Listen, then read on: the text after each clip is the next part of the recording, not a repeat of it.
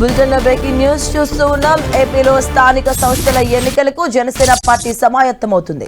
ఇందులో భాగంగా రేపు మంగళగిరిలో పార్టీ ఆత్మీయ సమావేశం నిర్వహించబోతుంది.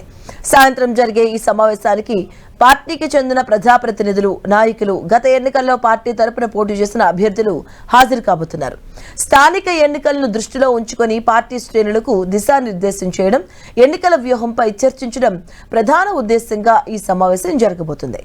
జనసేన పార్టీ అధ్యక్షుడు, రాష్ట్ర ఉప ముఖ్యమంత్రి పవన్ కళ్యాణ్ ఇచ్చిన మార్గదర్శకాలు, సూచనలకు అనుగుణంగా స్థానిక సంస్థల ఎన్నికలకు పార్టీని ఎలా సిద్ధం చేయాలి అన్న అంశంపై ఈ సమావేశంలో ప్రధానంగా చర్చ జరిగే అవకాశం కల్పిస్తోంది.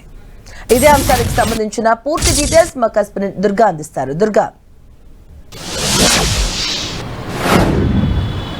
స్థానిక సంస్థల ఎన్నికల నేపథ్యంలో రేపు జనసేన పార్టీ కీలక సమావేశం ఉండబోతుంది. జనసేన పార్టీ ఆత్మీయ సమావేశం పేరుతో మంగళగిరిలో ఈ సమావేశాన్ని ఏర్పాటు చేశారు. రేపు సాయంత్రం ఈ సమావేశం ఉండబోతుంది. అయితే ఈ సమావేశానికి ప్రస్తుతం అయితే పవన్ కళ్యాణ్ హాజరు కావట్లేదు. ఎందుకంటే ఆయన కేరళలో ఆయుర్వేద చికిత్స తీసుకుంటున్నారు. భుజానికి సంబంధించినటువంటి ట్రీట్మెంట్ ఆయనకి కొనసాగుతుంది. కాబట్టి ఆయన ఇచ్చినటువంటి సూచనలు, సలహాలు మేరకు నాదెండ్ల మనోహర్ ఆధ్వర్యంలో ఈ సమావేశం ఉండబోతుంది. ముఖ్యంగా స్థానిక సంస్థల ఎన్నికలకు సంబంధించి పార్టీని సన్నాహితం చేయడంతో పాటు పార్టీలో ఉన్నటువంటి నేతల అభిప్రాయాలను కూడా పూర్తిగా తెలుసుకోబోతున్నారు. ముఖ్యంగా స్థానిక సంస్థల ఎన్నికల కోసం జనసేన చాలా ఫోకస్ పెట్టిందనే చెప్పాలి. ఎందుకంటే గడిచినటువంటి సార్వత్రిక ఎన్నికల్లో కూటమిలో భాగంగా, పొత్తుల్లో భాగంగా సీట్ల తగ్గింపు అనేది అంగీకరించాము. కానీ ఈసారి సీట్ల తగ్గింపును అంగీకరించేది లేదు. ఖచ్చితంగా మాకు పర్సంటేజ్ పెరగాలనేది జనసేన నేతలు కోరుతున్నారు. దాంతోపాటు అధినేత పవన్ కళ్యాణ్ కూడా ఇటీవల జరిగినటువంటి జనసేన శాసనసభాపక్ష సమావేశంలో కూడా ఆయన స్పష్టం చేయడం జరిగింది. దీంతోపాటు గడిచిన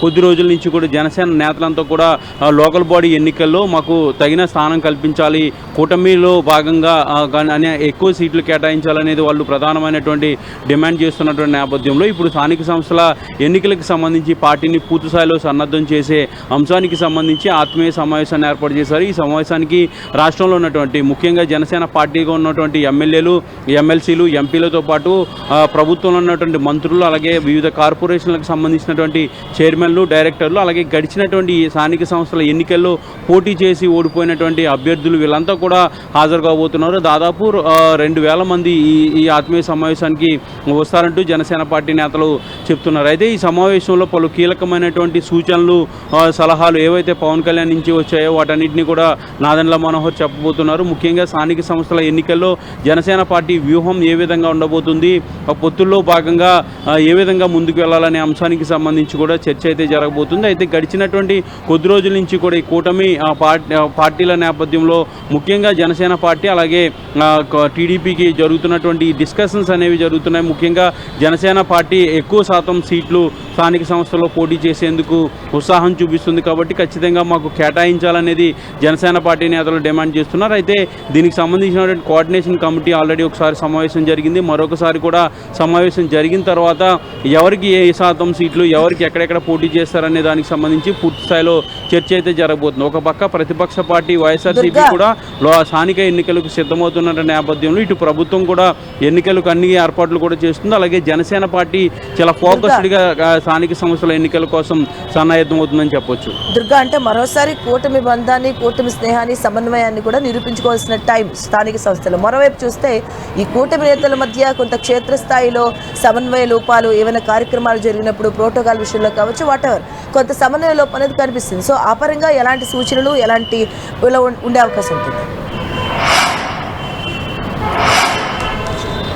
ముఖ్యంగా ప్రస్తుతం కూటమిలో జనసేన, టీడీపీ, బీజేపీ 3 పార్టీలు ఉన్నాయి. కాబట్టి 3 పార్టీలను సమన్వయం పరుచుకుని స్థానిక ఎన్నికలు ఎదుర్కోవాలనేది కూటమి పార్టీల వ్యూహంగా మనకి తెలుస్తుంది. ముఖ్యంగా ఏవైతే పార్టీలు ఉన్నాయో పార్టీలకు సంబంధించిన నేతలు క్షేత్రస్థాయిలో ఒకరిపై ఒకరు ఆరోపణలు, ప్రత్యారోపణలు చేసుకోకుండా, అలాగే వివాదాలకు తావివ్వకుండా కోఆర్డినేషన్ కమిటీని కూడా ఏర్పాటు చేశారు. రాష్ట్ర స్థాయిలో కోఆర్డినేషన్ కమిటీతో పాటు జిల్లా, నియోజకవర్గ, మండల, గ్రామ స్థాయిలో వరకు కూడా ఈ కోఆర్డినేషన్ కమిటీలు ఏర్పాటు చేసే దిశగా కూటమి పార్టీల నేతలు ఇటీవల జరిగినటువంటి సమావేశంలో నిర్వహించారు. అయితే ఈ స్థానిక సంస్థల ఎన్నికలకు సంబంధించి జనసేన పార్టీకి కోసం అయితే 14 మందితో ఒక ప్రత్యేకమైనటువంటి కమిటీని ఏర్పాటు చేయడం జరిగింది. రాష్ట్ర స్థాయిలో ఉన్నటువంటి ఈ కమిటీ అన్ని ఏరియాస్లో కూడా ప్రధానంగా జిల్లా స్థాయి, మండల స్థాయి, అలాగే గ్రామ స్థాయిలో ఉన్నటువంటి అన్ని ఏరియాస్లో కూడా పూర్తిగా కూటమి పార్టీల నేతలతో సమన్వయం పరుచుకుంటూ అదేవిధంగా జనసేన పార్టీలో ముందు నుంచి ఎవరైతే ఉన్నారో గత ఎన్నికల్లో పోరాడి ఓడిపోయినటువంటి ఎవరైతే ఉన్నారో స్థానిక సంస్థల ఎన్నికల్లో పోటీ చేసినటువంటి అభ్యర్థులు ఎవరైతే ఉన్నారో వాళ్ళకి అవకాశాలు ఇచ్చే అంశానికి సంబంధించి జనసేన పార్టీ ఆలోచన చేస్తుంది. ఇందులో భాగంగానే కూటమి పార్టీ నేతలతో ఒకవైపు సమన్వయం చేసుకుంటూనే మరొక పక్క పార్టీలో ఉన్నటువంటి ఇంటర్నల్ ఇష్యూస్ని కూడా పూర్తిగా క్లియర్ చేసే విధంగా ఈ 14 మంది పార్టీలో ఉన్నటువంటి కీలక నేతలకు అందరికీ కూడా పవన్ కళ్యాణ్ బాధ్యతలు కూడా అప్పగించారు. ఈ 14 మంది సమావేశం కూడా ఈరోజు ఆత్మీయ సమావేశం తర్వాత జరగబోతుంది. ముఖ్యంగా మచిలీపట్నం లాంటి ఏరియాలో జనసేన పార్టీలోనే ఇంటర్నల్గా గొడవలు జరుగుతున్నాయి. మేయర్ పదవికి నేను పోటీ చేస్తానంటే నేను పోటీ చేస్తానంటూ కూడా ఒకరిపై ఒకరు గొడవ జరుగుతున్నటువంటి పరిస్థితి కనిపిస్తుంది. ఇలాంటి పరిస్థితులు చాలా వరకు అంటే రాష్ట్ర వ్యాప్తంగా కొన్ని నియోజకవర్గాల్లో కనిపిస్తున్నాయి, కొన్ని జిల్లాల్లో కనిపిస్తున్నాయి. కాబట్టి వాటన్నిటిని కూడా సెటరేట్ చేసే పనిలో అయితే జనసేన అధిష్టానం రంగంలోకి దిగిందని చెప్పాలి. రేపు జరగబోయే సమావేశంలో అయితే స్థానిక సంస్థ ఎన్నికలకు సంబంధించి సుదీర్ఘంగా చర్చ అయితే జరగబోతుంది. పవన్ కళ్యాణ్ ఏవైతే సూచనలు సలహాలు ఇచ్చారో వాటన్నిటిని కూడా నాదెండ్ల మనోహర్ పార్టీ నేతలకి చెప్పబోతున్నారు. Right, thank you Durga.